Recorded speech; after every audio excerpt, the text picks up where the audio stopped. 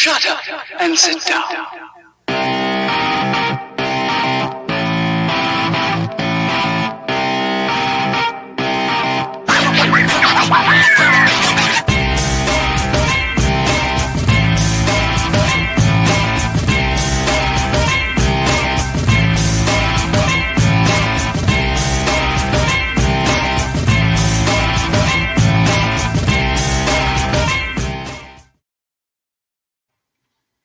Hello. Don't mind me, I'm just eating Sour Punch bites. Okay. Good Sour evening. Patch Kids. I have a bag of Sour Patch open as well. Do you really? Hold on. Un memento. These are the best. Like, if you like sour stuff, people, the Sour Punch bites are elite. I'm just going to say this. This is not a candy podcast, but it could be. The lemonade ones are my favorite. Ooh. Yeah, they're like Sour Patches or Sour Punch straws, but big. And these are 10 out of 10, the best. Anyway, this is the Merry Mix. It was in my stocking. I know. Okay, well, hello everyone. I know that's not what you obviously signed up for, but we could be a candy podcast. I wouldn't mind that. I have a sweet tooth and I'm not afraid to admit it. Anywho, hello and welcome to Pardon Me Alex at 6:07 p.m. on a beautiful Friday in East Texas. We were just talking about how we were pissed off that we had to turn off our furnaces and put our ACs back on. January 2nd, cranked the AC back up. Disrespectful. Actually, I've been out and about most of the day, so I haven't even been home. But I came home and the front door was open and some of the windows were open. So it's possible we didn't have the AC on at all. It's possible. I don't know. Haven't been home. But here we are. So it's been a busy few weeks for us. We last talked to you guys right after what was that? Was that the game right before Christmas? I'm trying to remember when the last episode was. It feels like it's been weeks, but it's only been. Because I wore my tacky Christmas sweater. Yes. Okay. So it feels like it's been a month, but it's only been like a week. Yeah. But anyway, so as you can see from the title of this episode, new year, same goal, getting dubs. And that's what we've been doing. We've been catching lots of W's lately, and we're not mad about it. We're very, very, very pleased. But anyway, so Jacqueline and I have been lucky enough to go to a couple of the Wave games that have been occurring during break. Two of them, which we're going to be talking about tonight. The 12-29 Texas A&M Commerce game, which was on Monday of this week.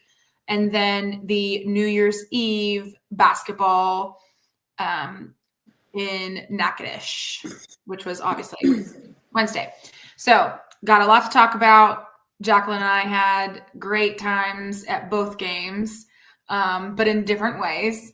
So, let's get into it. I hope everybody had a great New Year's, by the way. Hope everybody had fun and was safe and had a great time.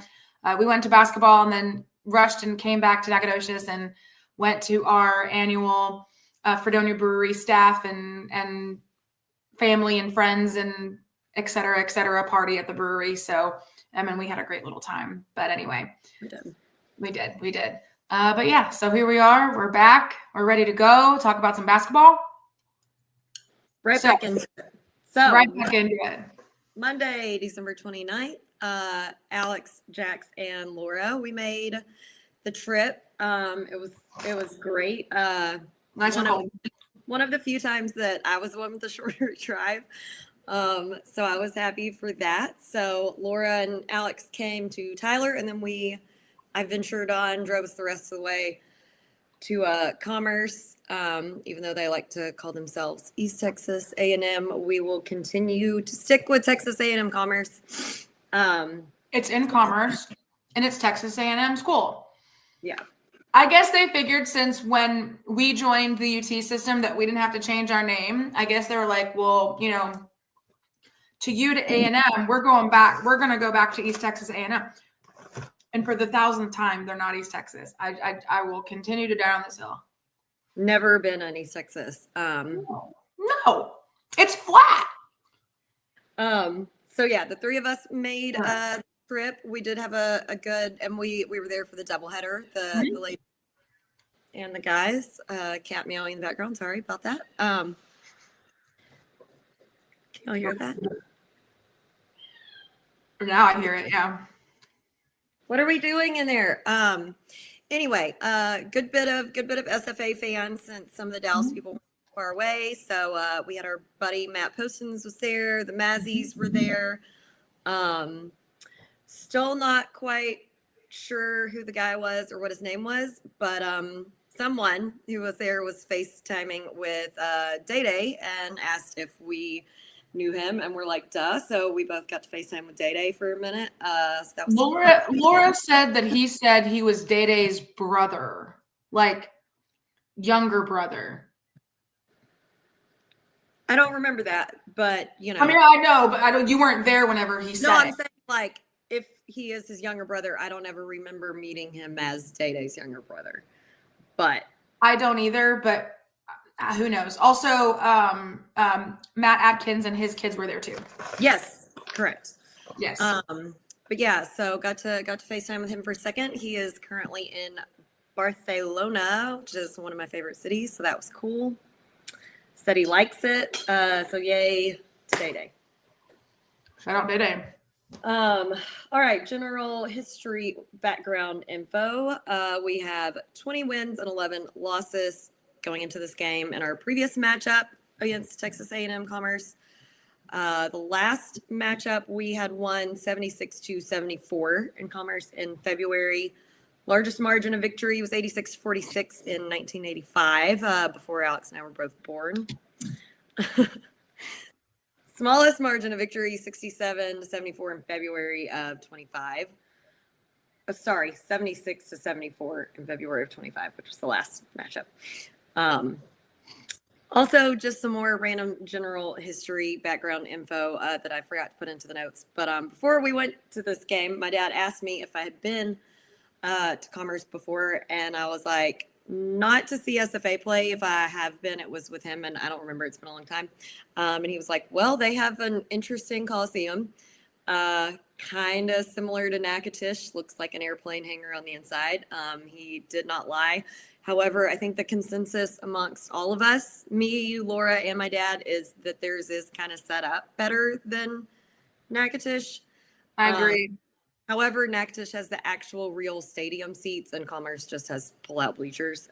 So, if we could but listen, okay, those seats in Natchitoches, give me a break. We'll get there. Y'all just buckle in. I have so many grievances for that Natchitoches game, and none of it has to do with basketball. Yeah. Per usual for games. Okay. And yeah. you know how y'all, I don't usually get hyped up about stuff because I'm trying to let go, let God, don't let it bother me. But this really burned my biscuits. Anyway, continue. Really, really did burn those biscuits. Yeah. All right. General notes. Same starting five we've had: Keon, Cece, Cam, Gerald, Latif. We did win 75-48. The attendance was 448. Sean Kennedy section, field goal percentage of 41.3, 3-point 37.9%, free throw 70.6, perhaps one of the highest we've had. Points in the paint 20, points off turnovers 12, second chance points 15, fast break points 6, bench points 26. The score was tied 5 times and the lead changed 10 times. However, that did not last very long past halftime. Mm-hmm. Total rebounds 45. We had 15 offensive and 30 defensive boards. We had 13 fouls, 9 turnovers. They had 14 turnovers. We had 9 steals. I think the first game this season that we've had 0 blocks, but Shock. had to happen some game. Leading the way with points, we had Latif with 17 points, 2 rebounds, 2 assists. Keon with 15 points, 5 rebounds, 6 assists, 2 steals. Narit with 12 points, 5 rebounds, 1 assist, 2 steals. We had Cece with 9 points, 10 rebounds, 2 steals, and Gerald with 10 rebounds, 2 points, 2 assists, 2 steals.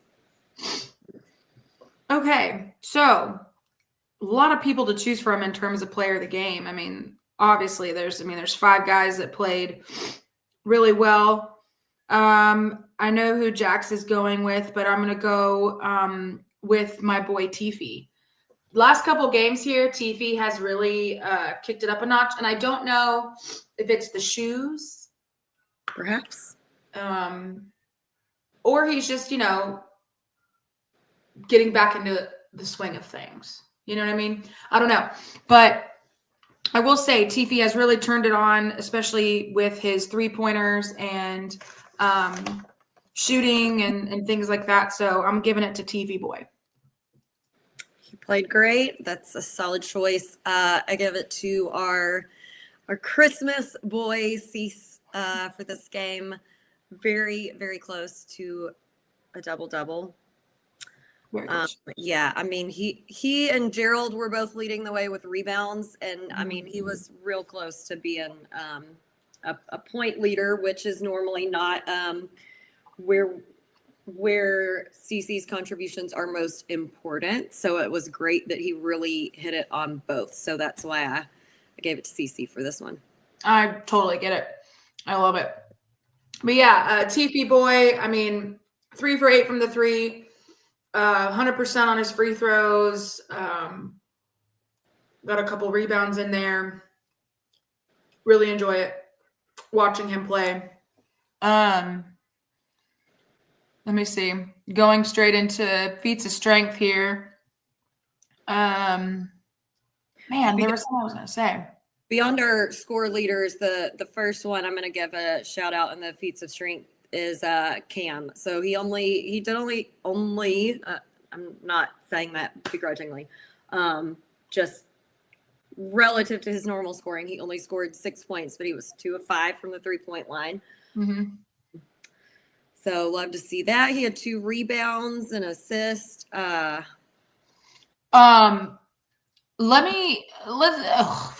okay. I love Rit so much, man. He's 50% with his freaking 3-pointers this game. I almost gave him player of the game because of that stat just right there.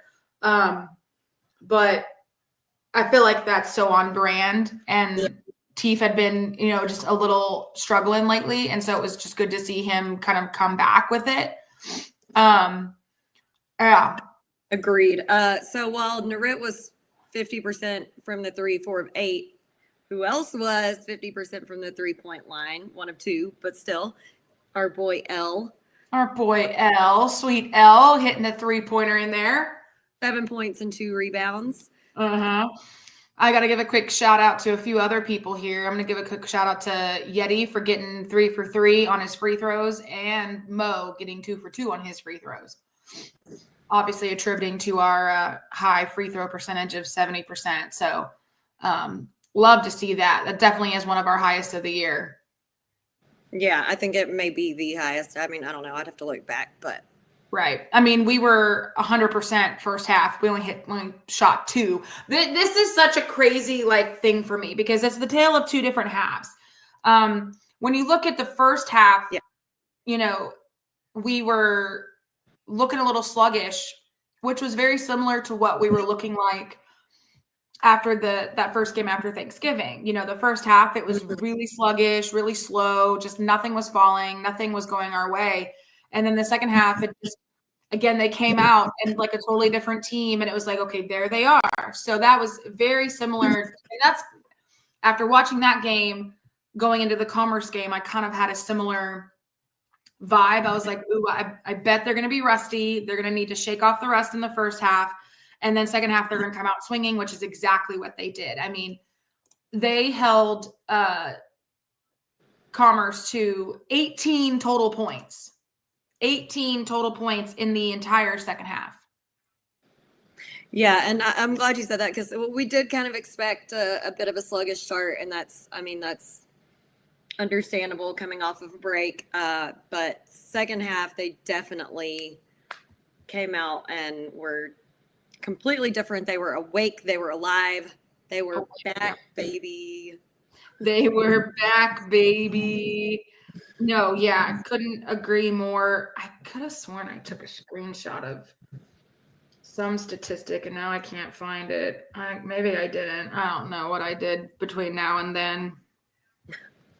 I really love the rebounds. That's one of the highest rebounding games we've had thus far as well. Oh yeah. Oh, here it is. It was from Matt. He tweeted, Matt Atkins. He said, East Texas A&M, Texas A&M Commerce, were held to just 4 points in the last 11 minutes. Yeah. So they scored the majority of their points in the very few opening minutes of that second half, and then were just shut down completely the last 11 minutes of that half, which is, I mean, damn near almost the whole damn half.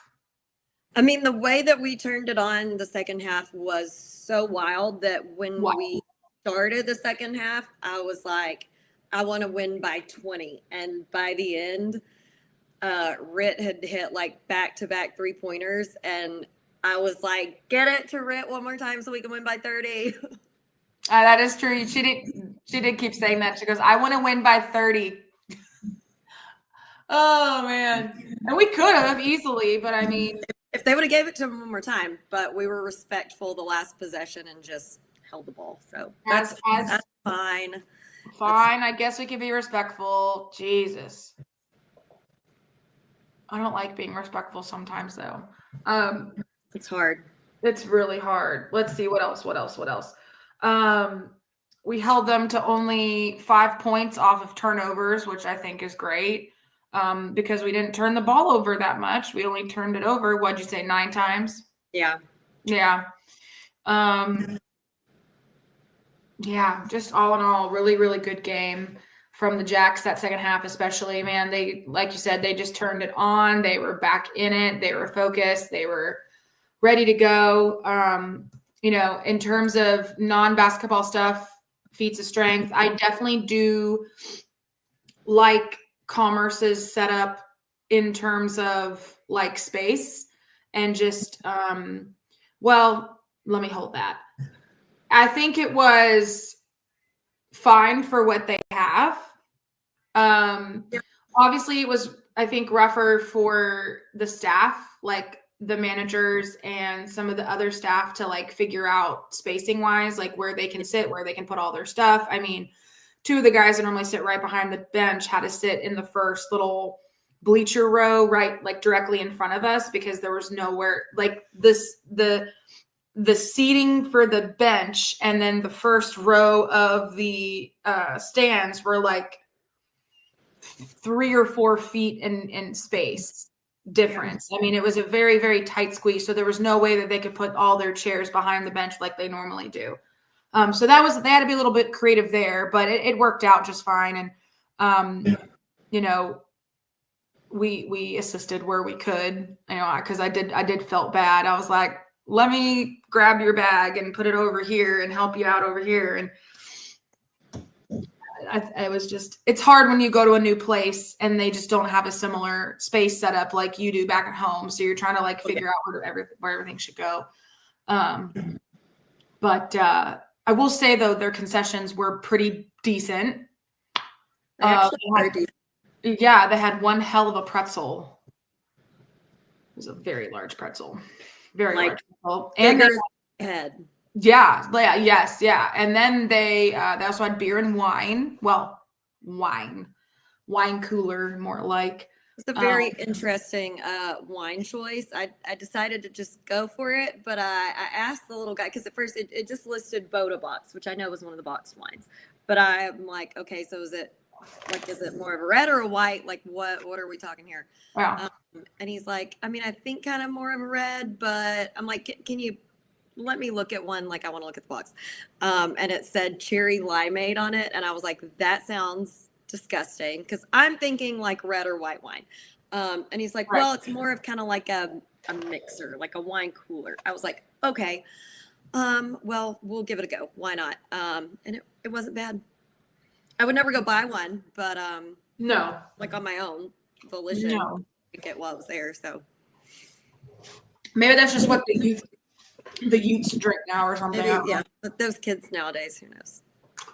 Yeah, they can't handle the straight stuff. Anyway, so yeah, just an interesting setup. It's my first time there. The campus, from what we saw of it, looked nice. There were lots of pretty Christmas lights out, and we had a nice little pond or whatever that is when you It first was, arrived. yeah, it was pretty. They had like a little pavilion up there. It looked very nice. However, the road going beside the we were gonna try to pull by the bus. And I was like, are we in Louisiana, man? Like my car is not made for this street. We got to get off this street before I pop a tire. It was not good. That is true. All the people that worked there were really nice. No issues there. Got our tickets super easy. Again, thank you to Luke. Shout out to Luke and to Trayvon for helping us get tickets on the player list, because I mean, it probably wouldn't have mattered once we were there and like saw the seating arrangement. But like when you look online to buy tickets, it literally shows behind the bench is like player pass only seating. You know what I mean? And I was like, well, I guess that's the only way to get behind the bench in those seating bleachers is to get the player passes. So I was like, well, that's what we got to get. Anyway, so didn't really matter at the end of the day. Yeah, because I'm sure they wouldn't have cared. but we always go in expecting the worst, and you'll see why when we get to the next game on this. That game has ruined me for. Now you're on the same page as me with the hate there, but yeah, because before I was just like, meh, I'm just indifferent about them. Now I'm on team hate bus. So, you went from apathetic to like aggressive hate. Oh, I'm aggressively hating. Aggressively. And I thought I was going to turn over a new leaf in 2026 and be less upset and petty and pissed off about small stuff. And we have started off bad. Guess what? New year, famous. And it's over the dumbest shit too, I swear to God. Okay. Okay, any other positives you want to talk about game-wise? 9 steals. I think that's one of the higher steals numbers that we've had. So that's great. Good point. I agree. And low on the personal fouls, 13. That's kind of for us. Yeah, that was low. You're right. Good point. Okay. You let me know when you're ready to go to the grievances. I'm ready. Okay, I got to pull it up. It's taking forever. There we go. The tradition of Festivus begins with the airing of grievances. I got a lot of problems with you people. So, you're going to hear about it. All right. Where do we want to begin? I mean, I know where I want to begin, but you may not want to start. You started off then. I would just like to give a shout out to that Aussie player who karate chopped JC in the freaking throat. And you know, you're welcome, because you honestly were about to get your butt absolutely walloped by not only JC, but also 2 white girls in the stands. Because it was just uncalled for. And no matter what they say or what he says, it being, oh, it was not intentional. My dude, you don't, I mean, it's a physical game. Yes, it's a physical game, especially down there under the basket. But that, I'm sorry. I don't buy it. Yeah, I mean, so I was relating this story to my mother, and she had the best insult that I can't believe escaped the 2 of us, but I'll get to that in a minute. But I said, you know, here's the thing, and it may have very well have not been intentional, but with the 2 of us, anytime one of our players gets aggressively hit, clotheslined, what have you, during a game, it's guilty until proven innocent. We are going to start out assuming that you did that shit on purpose, and we're not pleased about it. So Until I see a replay, your ass is may have very well been not on purpose, not intentional. However, I'm gonna say if he would have been very closely guarding Gerald at the moment it happened, I could have given some credence to the fact that maybe it wasn't intentional. But Gerald was like an arm's distance away almost when the forearm went out and caught him across the throat. So that's why, to me, I don't know if I buy that, but yeah. Anywho, so somehow we missed, because they were not the focal point of the possession. It was off ball, so that's not where we were focusing. That's the other reason why I'm like, come on, if the ball was actually coming to you on the rebound and you were trying to box out and block out, I could see where you maybe like unintentionally like were trying to push him back and then you karate chopped him, but the ball wasn't even anywhere near you. Yeah, it was off ball. Anyway, so whatever, this happens. We missed it. Literally, the first thing I saw was Maddie B run like 2 feet onto the court and grab Gerald and kind of pull him forward. And then one of the refs, who actually was really very cool, came over and was kind of trying to diffuse it and was like, it wasn't intentional. And Gerald was like, I don't care. I'm going to whoop his ass anyway, as the ref was walking away. And the ref just kind of turned back and goes, no, don't do that. No, don't do that. The good of all of us, just know. And I'm literally just like, yeah, do it. So then, of course, I go to the roster to figure out his name so that we can heckle him specifically and individually and single him out. And he was from Australia, so I was yelling, "Go back to the Outback, Noah. No one wants you here," or whatever. And Kay, with the golden one-liner that why did neither of us think of? She said, "You should have said, maybe the dingo ate y'all, baby." And here's the thing. Nobody would have gotten that except for us. The two of us would have been the only ones laughing. We would be the only ones laughing, and everybody be like, I don't understand why these girls are like tickled so hard. And it's because they were. But anyway, yeah. So then after the game, when we kind of waited around and we were chit-chatting with Bryson's parents and Narit's parents, apparently Narit and Ak played with Mr. Noah Karate Chop, Australia, at West Texas A&M. And we're waiting to talk to him afterwards. And I said, "Oh, well, sorry that he's your friend." I yelled at him, but I don't know. Maybe he didn't do it on purpose. He's your friend, but if anybody karate chops any of y'all in the throat, I will single them out and heckle them. So sorry, not sorry. Agreed. That's my thing. I'm like, listen, I said that in the car on Wednesday when we were driving to Natchitoches. I'm like, you are guilty till proven innocent. I'm sorry. Like, any of our boys go down or get injured or they're bleeding, I'm gonna come after you with a pitchfork. Yeah. And that had to knock the wind out of him so bad. Like, getting hit across the throat anyway, but especially when you're not expecting it. Oh God. And it's just the other thing too, is because JC has been always pretty like, I'm not going to say like even keeled, because we've seen him get fired up, like pumped up because of the game and getting hyped up like that, but not. I've never seen him mad ever. Mad or angry. Right.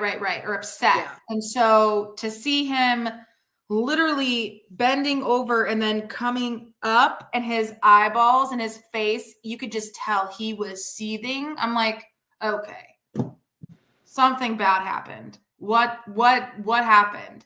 And then I guess somebody was over there jawing, and he was about to walk over, and of course, thank God Maddie B was there and kind of pulled them back. But I was just like, why?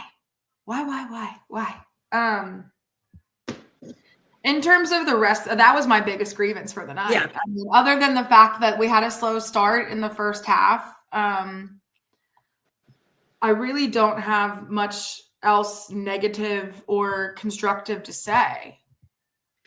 Yeah, no, and I'm really glad that you started out with that, because that was definitely the worst. Yeah. Otherwise, the slow first half, if I'm nitpicking, or the fact that we didn't have any blocks, if I'm nitpicking. Yeah.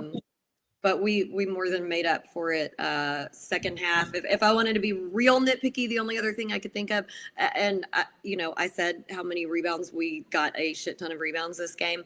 I just wish that there weren't so many games where the defensive boards are like twice the amount of offensive boards. Yeah. I'm happy to have that many. I would just love to have a little more congruency between the O's and the D's on the rebounds. But when things are going well for us, when we're having to be like so nitpicky about our grievances, or they're not even about like stuff on the game. court. Yeah. You know what I mean? Yep. It's like, how spoiled are we right now? I know. We're not used to this. It hasn't been this way in a few seasons. But yeah, I was like, we have been used to this. There have been great seasons where we're just like, wow, we got nothing bad to say. Wrap this up in 20 minutes. But you know what I mean? It's been a minute or two. It has. And so it's kind of nice not to have it be just one big, bitch fest. Great. If I had to nitpick anything else, I would just say I wish the bleachers were more comfortable. That if you're gonna have a clear bag policy, that you follow it or don't have it.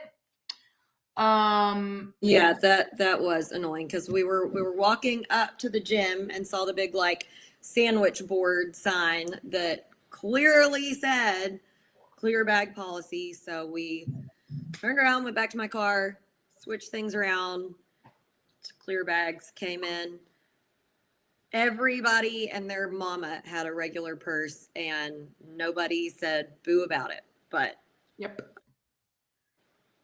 I digress. It's just these kinds of random things. I'm like, my God. But you know what? Why have it if they're not going to enforce it? I just don't get it. I think that's just me. It's like, and also, here's the thing. Like, I guess if you're going to do it too, like, why not just make it a conference-wide rule? Because then you would know going into the game that any conference game you go to, you have to have a clear, you know what I mean? Like, leaving it up to the schools individually is confusing, because then you have to literally check the school's website and hopefully they have it posted somewhere obvious. Like, I feel like every time we go somewhere, I have to like dig to see if there's a clear bag policy or not. And thank God you keep them in your car. Otherwise, I just shove stuff in my big old like puffer jacket. Well, thankfully it was cold enough that day that you were wearing one. Otherwise, that wouldn't have been an option. That's true, because my leggings didn't have pockets. That's exactly why I keep them in my car. But let me just say, if you have less than 450 fans at your game, you don't need a clear bag policy. Also, yeah. You don't. I know it was break, so we'll give them a little bit of a reprieve from the fan total.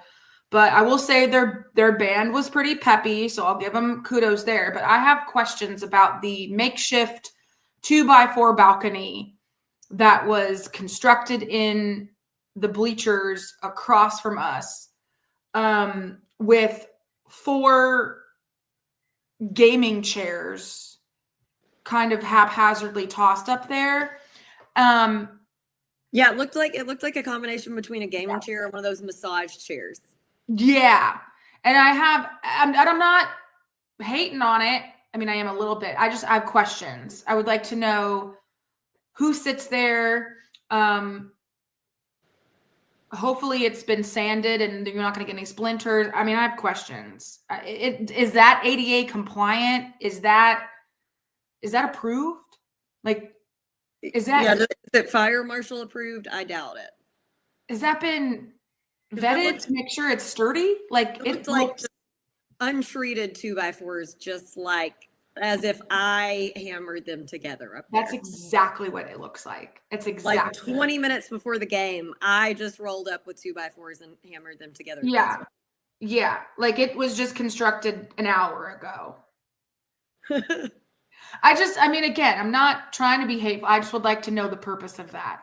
Yeah. I'd like to know. Because if you're trying to create like a VIP seating experience, I'm not sure that's it. That could be like a before and after Instagram or Pinterest fail. It could be really cool, but I think you might need to at least stain that wood or something. Also, my other grievance, again, I have so many grievances and they're not even basketball related. My other grievance is I don't know who approved the mascot for A&M Commerce. But the last time I checked, Lions don't have orange manes. Like when I say orange, I mean like burnt orange. Like orange. I haven't seen it align with an orange mane. I don't think ever. I'm just throwing it out there if I want to be accurate. Just saying.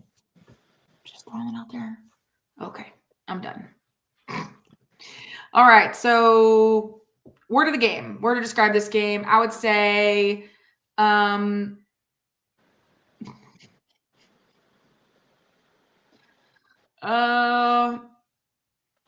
it was icy. And it was a couple reasons because we almost beat them by 30 points. We again, the staff is always looking fresh to death with their fits on the sidelines. It's just the drip is real. And then obviously the score and the temperature. It was colder than a witch's tit over there, man. Yeah. And you know me, I'm not usually a cold girly. I'm pretty warm most of the time, but lately I've been getting cold so easily. And I was like, I had on, my long sleeve had on this with a shirt underneath. And then I had my freaking puffer big old jacket on top of that. I had like 3 layers on. That doesn't happen. I'm not a 3-layer girl. And so it was like, I think the low there was 27. And then, in fact, it was actually chilly enough when we first got there in the gym that Alex still had her sweatshirt on for a while. Mm-hmm. This sweatshirt stayed on almost the whole girls' game. The only reason I took it off for the guys' game is because I get more animated. Yeah. I think I will go with finisher for my word of the game. Or dose for the second half. I don't know. Take your pick. Finisher. Alex knows the inside joke for that one. And Ty, if he's watching. And my brother who never watches, but. Oh my God. Jacqueline. Did he ever answer back about that story? Because if not, you're going to have to ask him. I'm going to have to ask him again. I'll have to ask him again. Okay. Anyway. Moving on to game number 2. New Year's Eve. So on 12/31, just a couple nights ago. Again, Happy New Year, everyone. Happy 2026.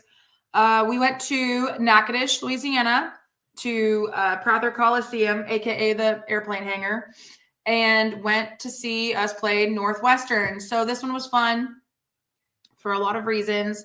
It's always nice to go to Natchitoches, especially during the Christmas time, because I will say, no matter how negatively I feel about the school, the city itself, especially during Christmas, 10 out of 10. Very, very cute little town. Can't beat it. 10 out of 10. But yeah, so we had a third person on this trip as well. Jacqueline, do you want to tell everyone about our third? Sure. So John Ruizo, friend of mine, he went to SFA undergrad. Has been in the military. Thank you for your service. He is grew up in Center, Texas, and usually comes back for the holidays. And so he came to the game with us and actually had never been to Natchitoches before. So that was a first for him. So we three of us trekked off. We did a little stop through the French Market gas station. If any of you have been to Natchitoches and not been there, you should stop. All of the restaurants in Natchitoches are delightful, but if you don't have time for that, if you're pressed for time, French Market has a nice little spread of meat pies, beignets, cookies. All of it. The one thing that I forgot to get boudin, which is one of my favorites. They have an excellent wine selection. I mean, they have everything. It's like a mini Buc-ee's. Mm-hmm. But anyhow, so we stopped there, got some meat pies, some cookies and whatnot, and we went and parked downtown, walked and sat on a little park bench by the river and ate our little meat pie snack. And walked downtown a bit. Caught the end of the girls' game. They got a dub that day. Fell a little bit short in Commerce, but they came back and got the dub in Natchitoches. Then after the game, we drove back along the river so we could see the Christmas lights at night. So that was fun. And we came back and did our brewery party, as Alex said. So it was a fun little day. It was a long day, but it was a fun day. Definitely enjoyed it. I always love the drive. It seems to go, even though it's like a 2-hour drive, it seems to go really quick. And so, yeah, enjoyable day. Yeah, it was fun. Yeah, definitely it does go quickly because after the Commerce game, Alex and I were both talking to Rit's parents and to Bryson's parents, and I was telling them both, it's only an hour and a half drive from Nac. It's not that far. And then I get home and look at it and it's like 2 hours. I'm like, whoops. Also, I was both telling them, like, if you have time, make it a day, get there a little bit early, eat. I was trying to remember the name of the restaurant all the restaurants are good. But specifically the one on the river, could not remember the name, looked it up. I was like, I think it's Merci Beaucoup. It's really good. You should go there. Then I get home and look that up as well. And it's Maglio's on the river, not Merci Beaucoup. So I'm like, oops. And then we see Rit's parents at the game, and I saw them both separately at different points. And they made a point to tell me, we went to Merci Beaucoup. It was so good. And I'm like, well, I'm really glad it was good because that's not actually the recommendation I was thinking of when I gave that to you. And I realized that later. So glad to hear you enjoyed it. But, yeah. But yeah, no, I'm glad they enjoyed it. I'm glad they came in early and went and got some food. It was and always is a pleasure to eat those meat pies. Yeah. Anyway, okay. All right. General history, background info. So going into this game, we had 42 wins and 36 losses in our previous matchup versus Northwestern. Last matchup, we won 70-68 in Natchitoches in February. Largest margin of victory was 97-50 in 2018. And the smallest margin of victory, we talk about it every time we play Northwestern, was 64-63 buzzer beater at William R. Johnson in 2013. God. Our boy Jacob Parker with the steal and the full court run. Oh.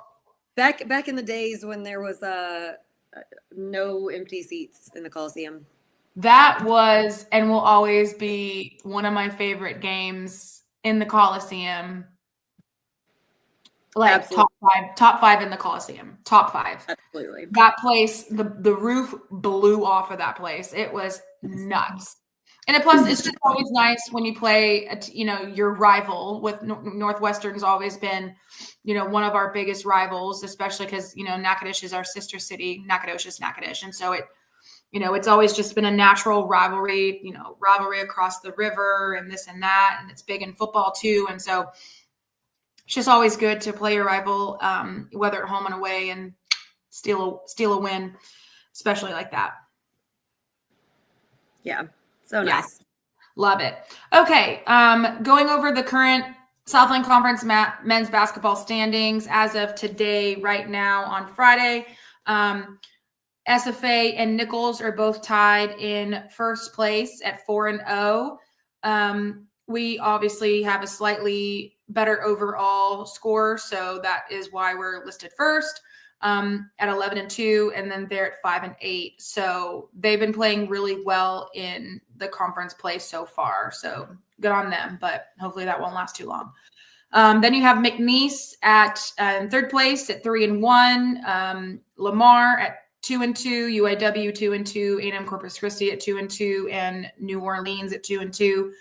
Then literally everyone else in the league is at 1-3. So Commerce 1-3, HCU, UTRGV, Southeastern, and Northwestern. So there is a pretty big difference between the last 5 people in the conference are all at 1-3, and then the rest have a couple wins, and then the rest of us at the top of there. So yeah, needless to say, things have been going well in Lumberjack land. Love to see it. God. All right, general game notes. Okay, let's see. Colin, the McNeese game is going to be one to watch on Monday the 5th. Yeah. I really want to do my damnedest to try to go to that game. I really do too, but I don't know if I'm going to be able. We'll see. I know it's so difficult. That's the day I go back to work, and like I have meetings that day, but all of them are done by like 2 or 3, and that's like the last possible time that we could leave would be like 2:30, 3 o'clock. Yeah, my problem with that is that I have a meeting at 3:30. Oh fuck! Is it in person? Which is via Zoom, but like that's the time that I would need to be getting to NAC to leave, and I don't know how well that would work on the road. The only thing I can think of is if you left and came to Lufkin and got to Lufkin by 3, and then I would just drive, and then you could do your Zoom passenger princess. Yeah, I'm just saying I would hate to take the chance of trying to do a Zoom on the road because of service wise. Yeah, I know. Because that's probably right about the time we'd be hitting like Corrigan or something, and I would have no service. Anywho, we'll save that for offline, but that's my issue. I know. And I love those boys so much, but I just cannot drive to Hammond tomorrow. So we're going to have to watch that one at home. I considered it though. For a split second after the game on Wednesday, I was like, you know what? Keep playing like this, and I might make that 6+ hour drive on Saturday. So I really did too, but when I looked it up, here's the thing: that game, it wouldn't benefit either one of us to drive to the other and carpool, because for you from NAC it would be 5.5 hours. For me from Tyler, it's only 6. So it's like I would be adding another hour both directions to come to NAC and carpool. You know what I mean? Like, because of the route from here to there, me just driving on my own is only 30 more minutes, whereas driving to NAC would be an hour and a half. Yeah. Wild. Anyway, otherwise I would have considered it. But anywho, all right. I get you, man. General game notes. Same cast of characters starting: Keon, Cece, Cam, Gerald, Lateef. We did win 74-64. Their attendance was very low, 301. Sean Kennedy's, which will come into play later. That's why I'm being petty about it right now. A measly 301. Sean Kennedy's stat section: field goal percentage 46.6%, 3-point 26.1%, free throw 70%. Points in the paint, 38 points off turnovers, 5 second chance points, 9 fast break points, 8 bench points, 17. The score was tied twice in the lead, changed twice.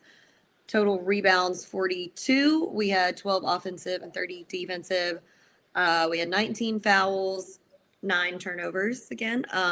They only had 7 turnovers. We had 4 steals and 1 block. Game leaders, we had Keon at the top with 21 points, 2 rebounds, 5 assists, 1 steal. We had Latif with 17 points, 3 rebounds, 3 assists, 2 steals. Cam with 9 points and 4 rebounds, and Gerald with 9 rebounds, 4 points, 1 block. Yeah, so this was Gerald's return to Northwestern. As some of you may know, he transferred from Northwestern to SFA at the end of last season. So, yeah, I was wondering, I was just, thinking in what was in his head when he's coming back to the school that he played at previously. And then Jacqueline and I kept thinking and sitting there, and I was like, I remember last year's game pretty well. And I do not remember Gerald at all. Neither of us did. Like you would think that if he played that he would at least be like a thorn in our sides type of thing, like, oh, he's just blocking everything, or oh, he's just, getting all the rebounds. I don't remember that. And I meant to look up the stats from that game. I'll do it in a minute when you're talking about something, just so we can see, but I don't think he had much time on the court, because we don't remember him at all. Anyway, okay, well, you can do it while I'm talking about my player of the game. So my player of the game is Keon. For obvious reasons, he was high point, 21 points. But really, I want to talk about his assists. He had 5 assists. This boy has been just so consistent and so good at his role.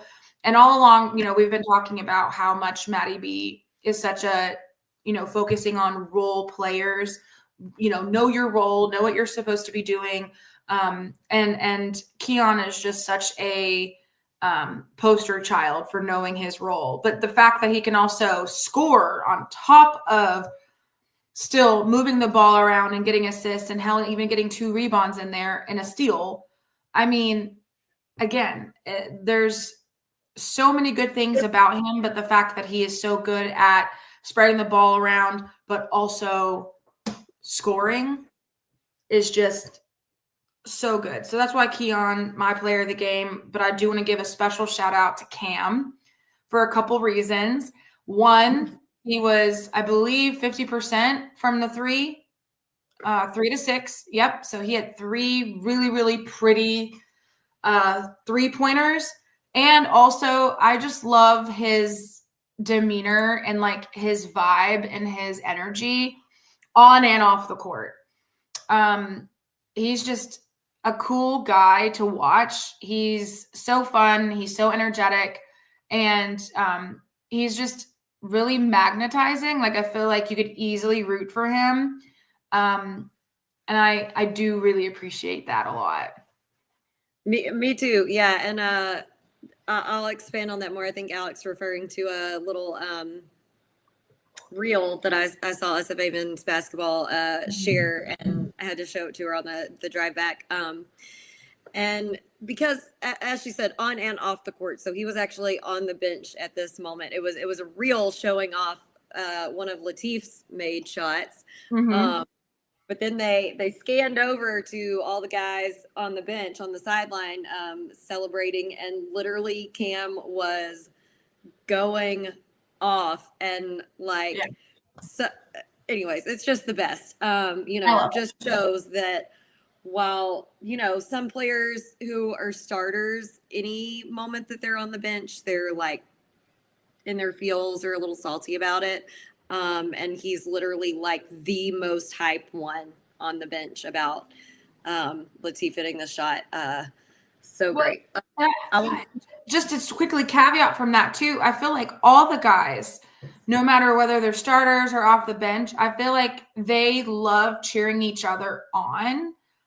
And they're always like each other's number one fan, which I think is also such a testament to the coaching staff and how much they're able to like create such a amazing culture and family environment on this team and in this roster, and in such a short time.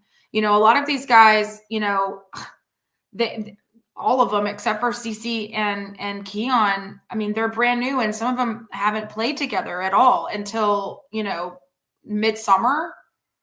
And so This has only been like 6 months ish of getting to know each other, like truly. Yeah. And it's just, you would think these guys have been playing together for 3 years. Could not agree more. Yeah. So quick sidebar on that. So Gerald did not start in the game against Northwestern last season. However, he did play 29 minutes. What?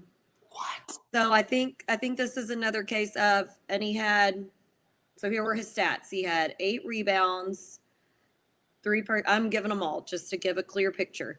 Yeah. 8 rebounds, 3 personal fouls, 1 assist, 2 turnovers, 3 blocks, 2 steals, 2 points. Fairly similar to what he does for us, but I don't necessarily get the vibe that it was appreciated there the way that it should have been. And I think Maddie B's coaching style of really stressing roles have made him feel appreciated for his contributions and upped them more than they were. Well, yeah, this kid's like number 1 in the NCAA for blocks. I mean, he is a one-man wrecking crew block party. So, and I feel like that's so obvious too when you look at some of these other guys as well. I mean, from the starters all the way down to the guys on the bench, like everybody knows what they're supposed to be doing at any given time. They know their role. And I have not seen as of yet, season's still early. We're just in January. I have not really truly seen anyone get pissed off, like upset. You know what I mean? Like, I feel like last year it just felt like everybody was mad constantly.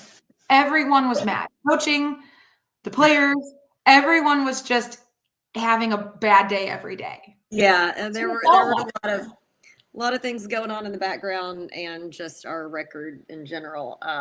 Yeah, and it's just so wild how, it's just how tides have turned. How the turntables have turned. Yeah. Anyway, okay. So my player of the game. Yeah. I pretty much was on the same wavelength that you were on the first game of this episode. I gave it to Latif on this one. Not at all to say that we're saying that he's been playing poorly. He just hasn't been playing as amazing as usual. And this game, 17 points, 3 rebounds, 3 assists, 2 steals. He was back at it, baby.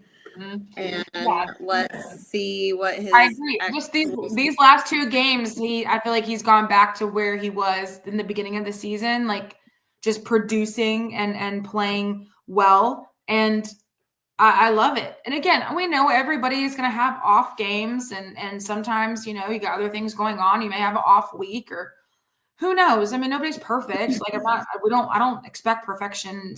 I don't expect 100% on every freaking statistic.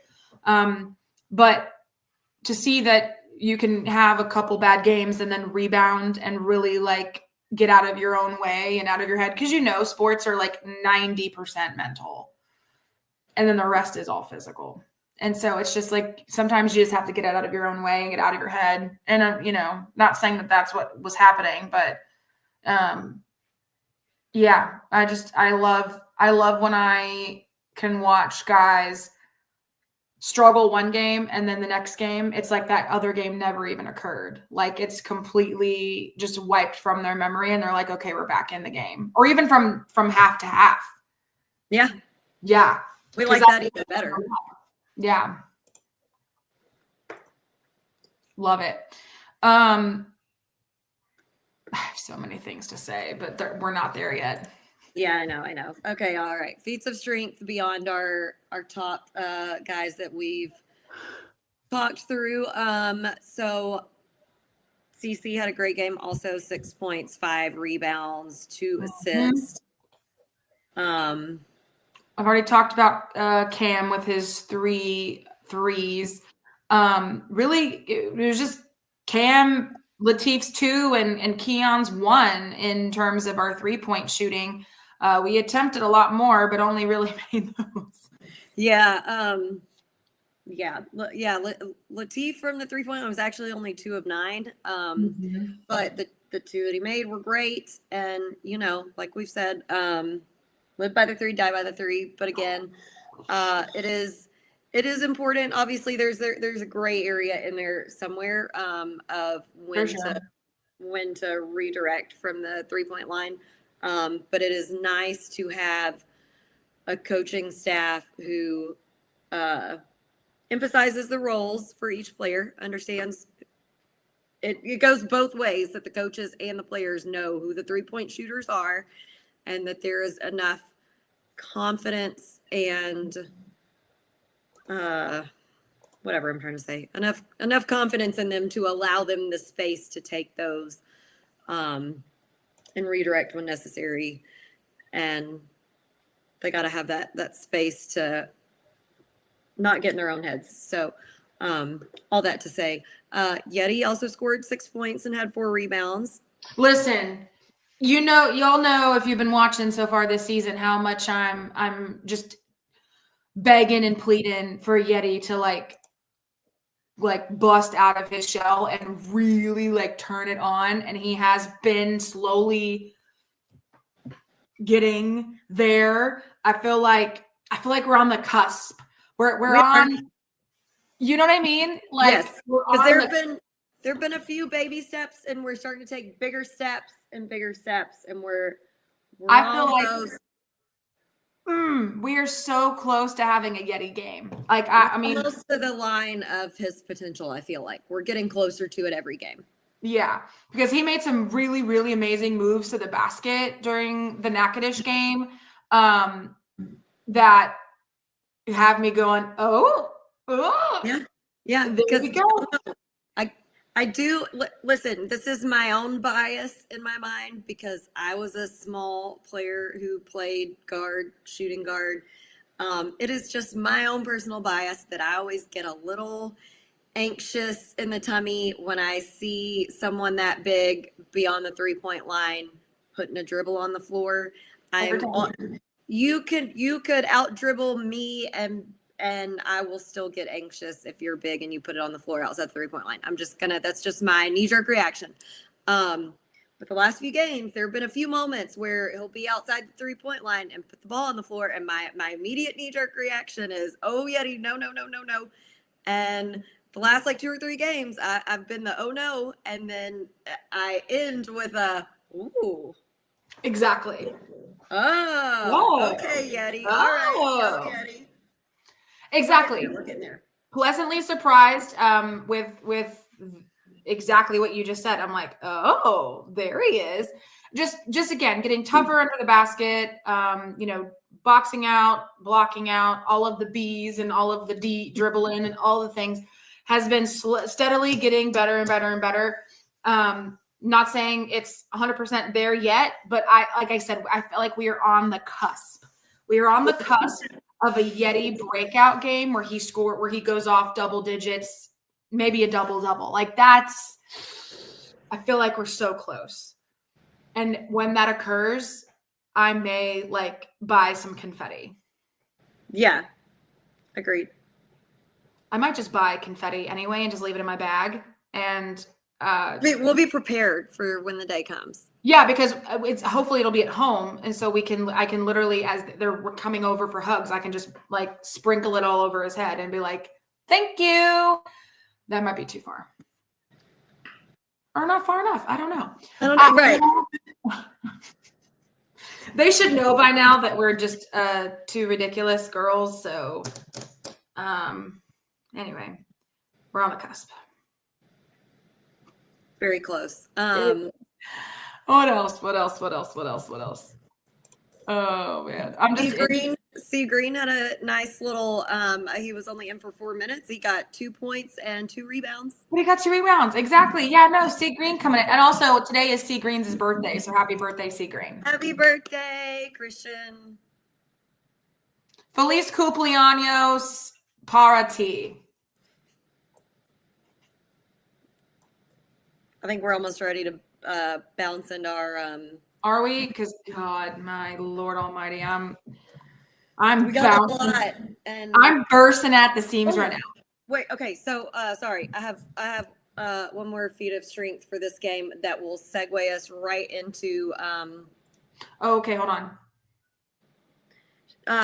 Mama Tess says, shout out to the announcers in both games. They had nothing but high praise for our players and Coach Matt. So nice to hear that coming from the opposing team's announcers. That's good to know. I'm glad to hear that.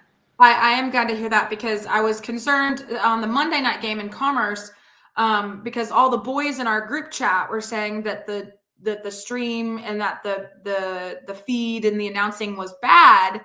And I'm like, okay. And then I come home and mom's like, oh my God, the announcers for Commerce were just praising our team the whole time. She goes, I think they had more positive stuff to say about our team than their own team. And I'm like, well, I mean, if they were watching the second half, then like to the point where on the foul against Gerald they all thought that it should have been an intentional flagrant. Oh, wow. The announcers were like, that's crazy.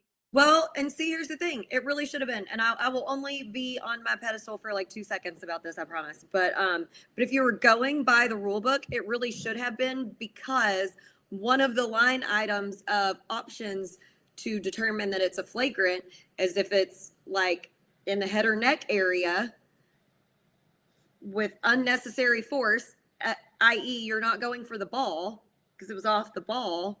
So it really should have been. It really should have been, because you can't say, oh, I was going for the ball and I just missed. Like, there was nothing. You were going for him. There was nothing else there. Exactly.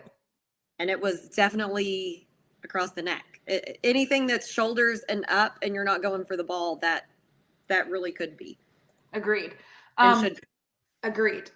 And then in terms of the announcers for the Natchitoches game, the Natchitoches announcers for ESPN are always good. And I attribute that a lot to the one guy, Patrick, who has been there for forever doing the announcing. He's just great, and he's funny, and he has a really good personality for it. And also shout out to him and his producer for that amazing Patrick versus Patrick graphic that was created for, and of course we're not watching the game, so we didn't see this live. It was screenshotted and then sent to us multiple times. Like I saw it on Twitter and it was on text message about the Patrick versus Patrick. So Latif versus Patrick, the announcer, on a graphic board. And if you haven't seen it, go to our Twitter and you'll see it, because it's 10 out of 10 hilarious. Like, this kind of stuff. Like, that's funny. It was really funny. My last feat of strength that actually was game related, and I almost forgot it. And it segues into grievances, and a grievance I actually forgot for the first game, but I'll wrap it all together. Don't worry. But y'all remember, Latif said, I noticed that also, the bench excitement for each other. Yeah, agreed. Love that. So one of my grievances the last couple of games have been that we need to do better talking on screens. Oh, dude. Because that is a big pet peeve of mine as a former player. Y'all, I'm a small girl, and if I turned around and just ran smack into somebody, one of my teammates was getting chewed out for not giving me the heads up on that. And I know it's hard. There's a lot of things going on, but you got to look out. You got to look out for your players and try to give them some kind of heads up. Not only for defensive to try to talk on screens, whether you're switching or if they should go over or under, but also just so they don't smack into a brick wall. Yeah. In this game at Natchitoches, I heard Elle yell out one time it was either over or under, but he was yelling ahead of the screen, telling them which way to go. And I was like, I love to hear that. I love to hear someone talking on screens so much. And we'll go right into the grievances, and I'll recap. Newcomers. The tradition of Festivus begins with the airing of grievances. I got a lot of problems with you people. Now, you're going to hear about it. So my grievance I forgot from the Commerce game, there was at least 3 screens that, first of all, we didn't talk on. And so my boy Cam ran right into a brick wall. But 3 times. Yeah, but beyond that, at least probably 2 of them should have been called as a moving screen, and we got no whistle. For sure. So that's my grievance. I forgot from the Commerce game. That was the one thing that I was heated up about the most. But then Gerald got the forearm to the throat. That one was worse. But where do we begin on Northwestern? I'm really not going to trouble you all with a refresher on why I am fired up about Northwestern, because we'll be here all night and I'll think of 10 more complaints. But 2 years ago, whenever Alex and I went with, this is what segues into our grievance this time. 2 years ago, when Alex and I went with our buddy Jackson, you got to buy their VIP level tickets to sit in the section behind the bench. So we bought them. They're $25. It's not as if they're like $1,000. We might be balling on a budget, but we can afford a $25 ticket. And maybe no less than like 3 times we had people come up to us who, some of them were not, this was after we had already showed staff the ticket on the phone, and people who are not even staff come up to ask us if we have the tickets to sit in those seats. And literally when we left, Alex and I to each other, I was like, next time we are gonna like have t-shirts made with an image of the ticket QR code on the shirt. And we should have done it, because sure as shit, we come in about 2 to 3 times we're asked to show the tickets. Then Bryson's mom, Monique, comes down to chat with us. I'm telling y'all, okay, we're on the 3rd row. It's in between games. In between games, we're on the 3rd row. Me, Alex, and John. I think we're the only 3 people on that row. There's a few people on the 1st row. The rest of the section, at least the half of the section behind our bench, empty. Empty. No one is there. I read y'all my petty announcement of their attendance, 300 something people, okay? Monique comes down to speak to us. She's not even sitting. She's standing, talking to us. And the woman, the Nazi in charge of that section, has to come up and tell us if she doesn't have a ticket to sit here, she'll have to go stand behind the railing and you'll have to speak to her there. That was strike 1. I'm going to let you carry on with the rest. Again, as you all know, I usually let Jacqueline get fired up about stuff like this and she can go off on tangents. But this game and this woman in particular severely just burned my biscuits. I could not believe the audacity of her to come up and tell us that if she doesn't have a ticket for this section, that we can't stand here and have a conversation in between games. There's guys on the court warming up, like half the section left to go get fucking balls and mashed potatoes over in the freaking, oh, your VIP tickets get you food. Thanks, but no thanks, because your mashed potatoes sucked. They were dry and they had no cheese or gravy or nothing. Nothing, Jesus. Okay. But again, it's in between basketball games. There's nothing happening around us. Nothing. There was 10 minutes left on the clock. Like, you mean to tell me we can't stand here and have a conversation? What? And even during the games, there was no one sitting there. No one. Okay. That was strike 1. That was strike 1. Really and truly and honestly, strike 1 was when we walked in and the ladies at the front table that scanned us in, wonderful, very sweet, very nice. They asked us if we had a good Christmas. They were nice. And I just again, I try to be as nice as I can to people when we're out and about doing things, because, you know, you're sometimes a volunteer or a low paid worker when you're doing stuff like this. So you don't get paid enough to deal with assholes. Okay. So correct. I try to, especially when we're visiting, I try to be as nice as I possibly can. Maybe crack a few jokes, try to break tension. And I will say quickly, the ladies at the front desk actually were very nice and kind to us. And we walked in along with Joe, Max, and Jane. And Alex and I had seen that they said they had clear bag policy at Northwestern. So when we saw Jane and Joe Max walking up at the same time as us, I did see and clock that Jane had a bag that was not clear. But I'm thinking, we just went to Commerce and they said they had clear bag policy and they didn't enforce it. So Northwestern's probably not going to enforce it. I've carried closed containers of liquor into their Coliseum and opened them and drank them. I have had a pizza, a large ass pizza delivered to the building and brought in the pizza box and sat down and ate it. So I thought they're not going to say anything. And we walk in ahead of them, but they had seen us with them outside. And the lady said to me, is that your mom? Because she's not going to be able to bring her bag in. So I went to tell Jane and to offer to take the purse back to her car.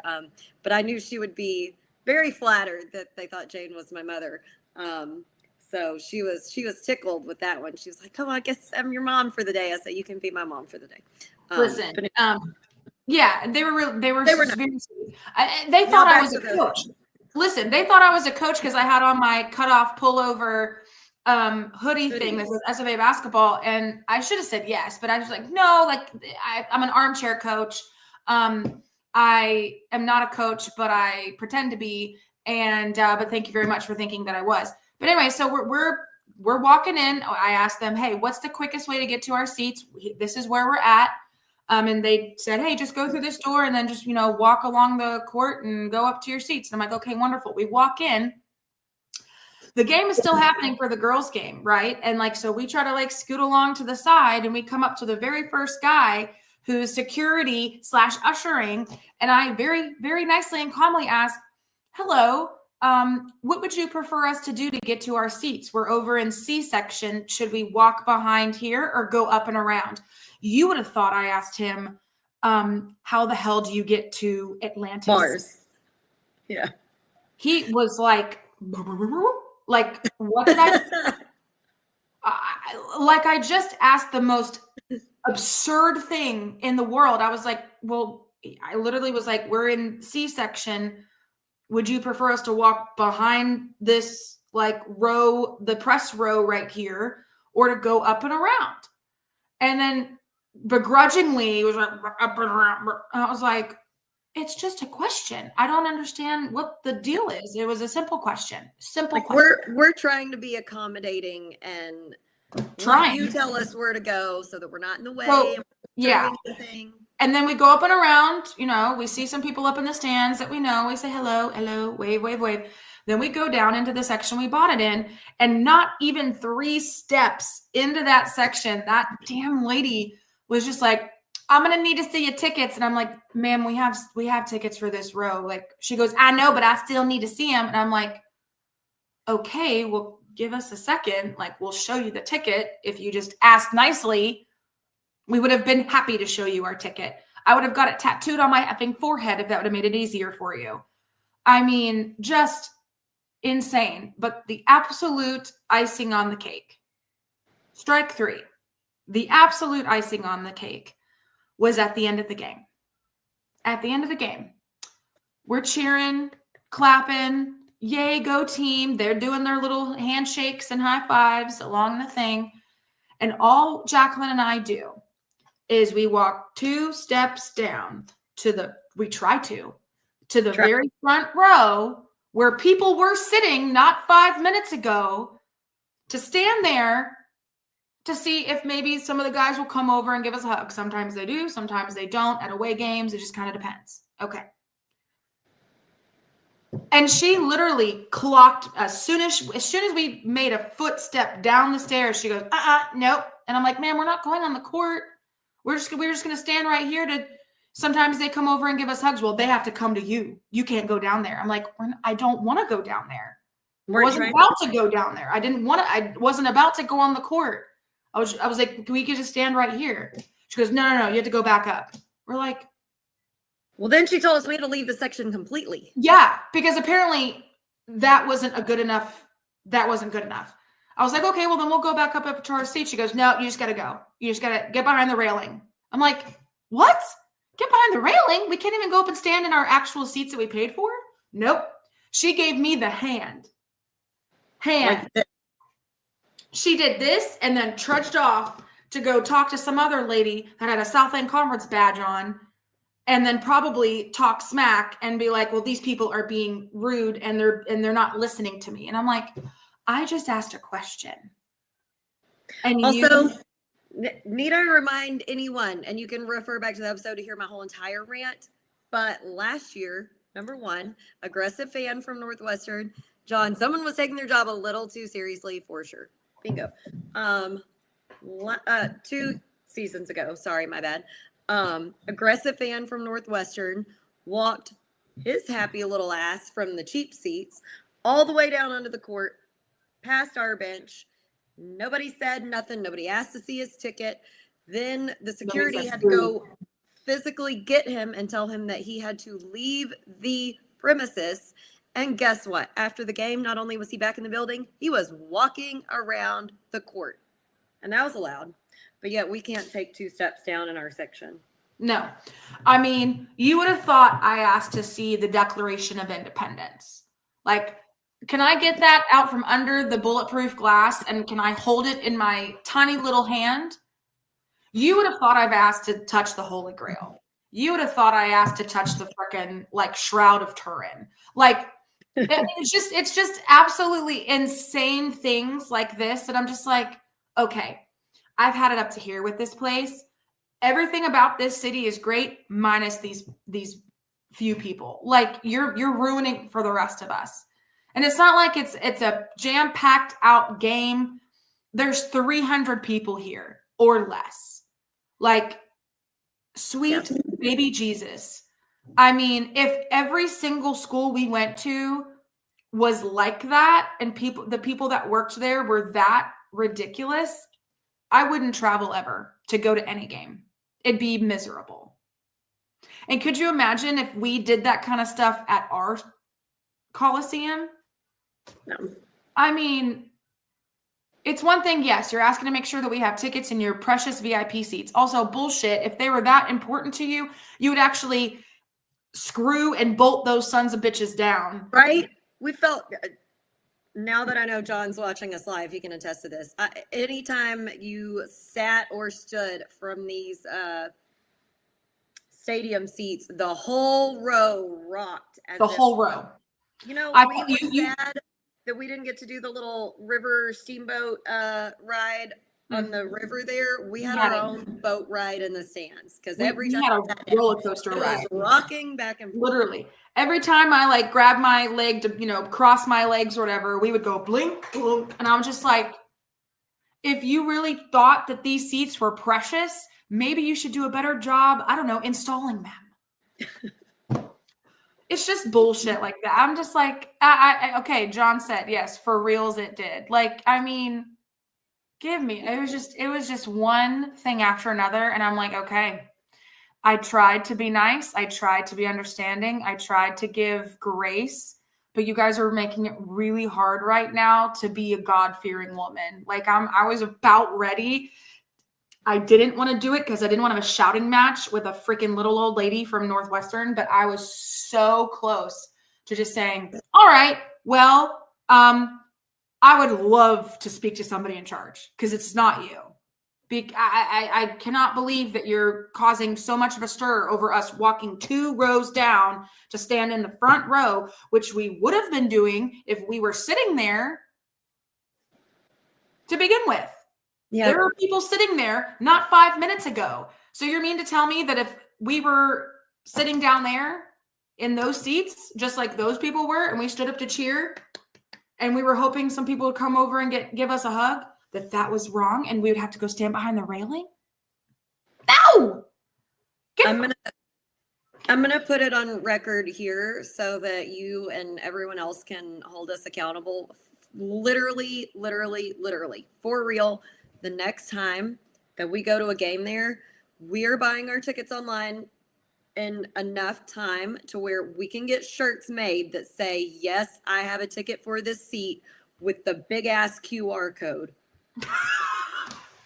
I'll wear a hat.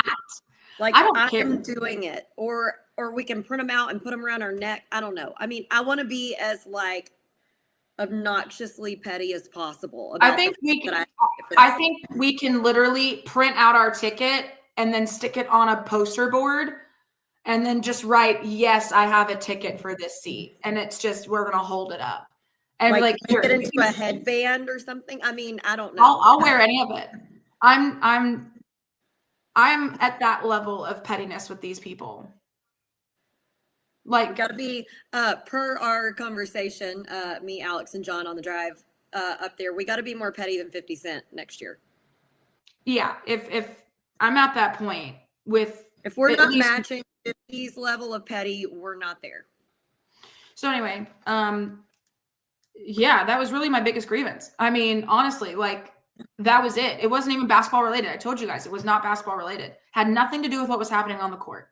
Not a damn thing. Actually, one of the positives about the game that I totally missed was the 4-man jam band over there in the little student section over there. There was four dudes in that little pep band.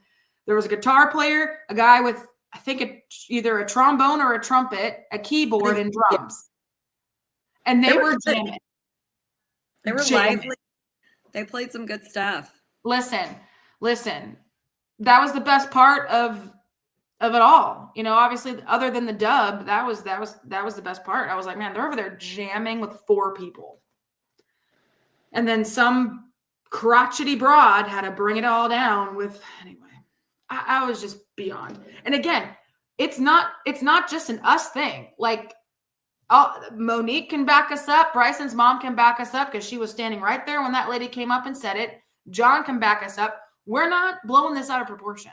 Like, this is not hyperbole. I promise you, this actually happened. Anyway. And the fact that they allowed a fan who was asked or was removed from the premises for his aggressiveness, they let him back in the building and let him walk around the court. But we After the game? but we can't take 2 little steps down from our seats. Yeah. That's a big she problem. probably had a hard on against me because during, when was it? In between the girls and guys game, we went down and got the shitty potatoes. I grabbed an extra Sprite for Chase and literally walked down, took 2 steps onto the court to give it to him, and then came back up yet again in between games. Let me remind you, the ladies at the front table told us to walk in the game on the court. Let me remind you. Correct. Okay. I'm just gonna put that back out there in case I forgot to mention that. That is where they told us to enter. Yeah. And go to our seats. If they could have easily said, well, ladies, probably best if you just walk around to the next airplane hangar and go up the little, tunnel and then come up and into your seats that way. They could have easily said that. And I'd be like, no problem. Whatever. That's why we asked. That's why we asked. We're letting you tell us where to go. Anywho, so yeah, I got nothing in terms of gameplay. I'm good with it, man. We won.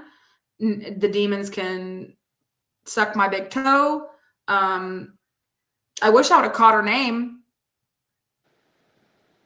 I'm just mad enough to name drop. But I didn't. It's irrelevant now. But now that I've let it out for the 3rd time, I'm good. I think the only game grievance that I have, and it's not really us, it's going to be a referee one, is when they called that atrocious BS foul on C Green literally as the clock ran out for halftime. Yeah. Good point. Foul on a 3-pointer, of which they got 3 free throws, and it was just literally before I could even get my phone to text referee Richard and ask his thoughts. He texted and said that was a weak foul. I was not pleased with that. And right on the buzzer, like, it was just so dumb. He was trying to get out of the way, and the kid fell on him. I agree. They also did have several players who were really doing the most on trying to flop. Oh, yeah, they were flopping all over the place. That's true. So actually, you're right. I do have a grievance for the gameplay. oh man, how do I say this? It's not even a grievance. It's more of just like an update. I think we need to add like a little section at the end or before, yeah, at the end of grievances, and it's just called spice level. Okay. Okay. Yes. So for those who have been paying attention the season so far, we're trying to get a feel on Matty B, as is all the rest of us. So we're trying to get a feel on him in terms of how far is too far, or like how far he's gonna go. Like, what's his anger level? What's his What's his trigger points? What's his trigger points? What's his anger levels, or like, not necessarily anger, but just like frustration level with the game and how it's going. What are things he's going to get pumped about? What are some of the comments he's going to make, or things he's going to whisper under his breath or yell full blast at times, which we've heard many things already. So we've been using the rating system of peppers, like as in, jalapeno, habanero, ghost pepper, Carolina Reaper, like so on and so forth. And if it's a very demure, very chill game, it's going to be a green pepper. I mean, it's going to be, we're at 0 spice. We're at green pepper level. You're dunking it in ranch and having a snack. So up till wasn't last night, up till Wednesday night, it has been strictly, we've been at the most habanero level.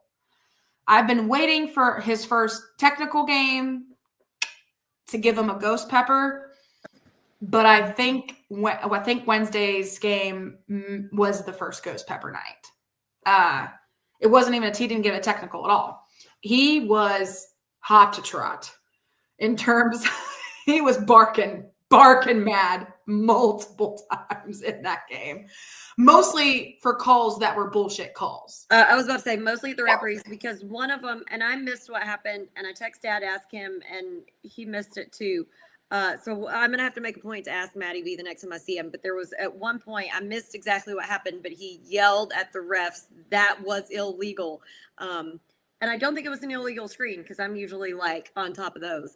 But yeah, he was definitely upset with the refs multiple times. Full voice yelled, "That's illegal!" And I missed it too, but it was illegal.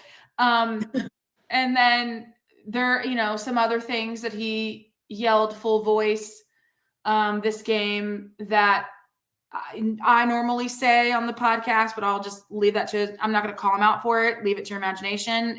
It was a curse word. And there were multiple stomps. There were multiple moments.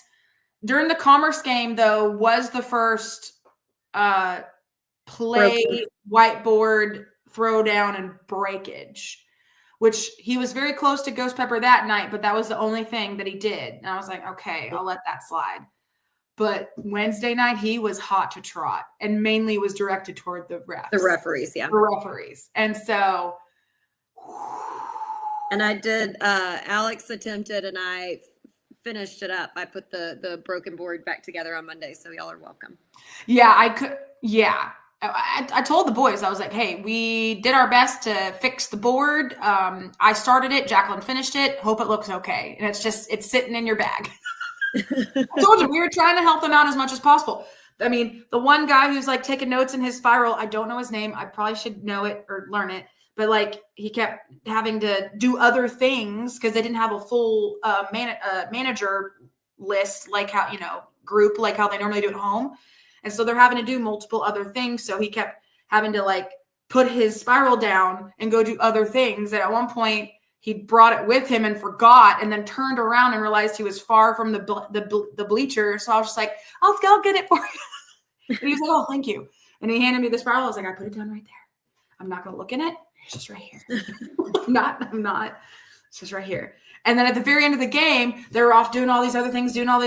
And he just puts it down, and I was like, well, I don't want him to forget it. So I put it in the bag. He's like, where's my spiral? I'm like, it's in the bag.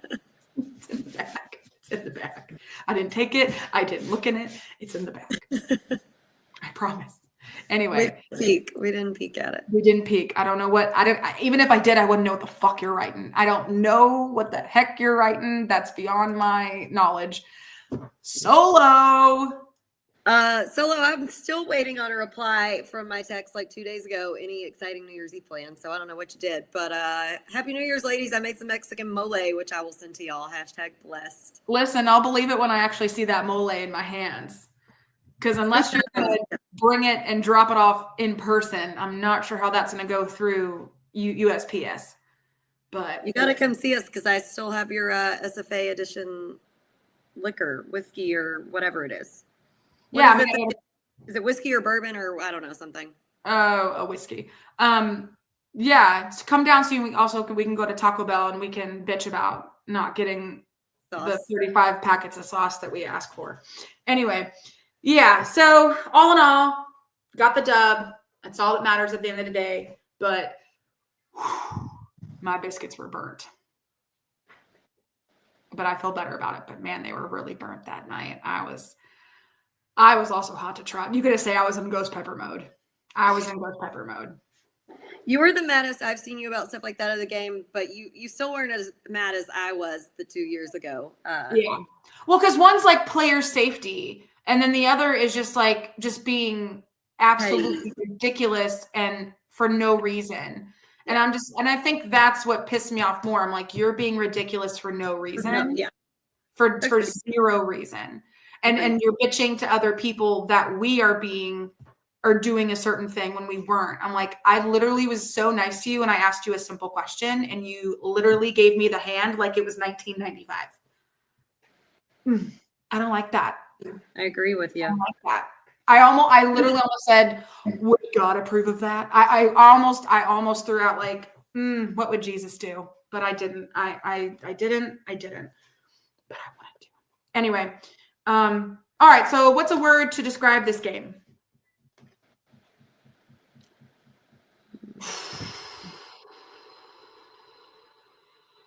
Smashed. I'm going to say smashed.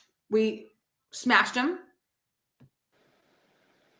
Just like those shitty potatoes were smashed up. They were not good. Someone tried to make some good red potatoes and they were not good. Not good at all. Jacqueline's right. There was no cheese. There was no sour cream. I mean, there was sour cream. Let me take that back. But nothing. Anyway, but we smashed the competition. I wanted to smash that lady's face in. We smashed some meat pies. Yeah. Smashed. My word is going to be, and this is more in reference to the referees and the staff that were not nice. Because Alex and Laura and I several games ago, well, now Alex and I are kind of trying to be on our Philip Rivers stuff, and I'm trying so hard. Say insults that contain no curse words whatsoever.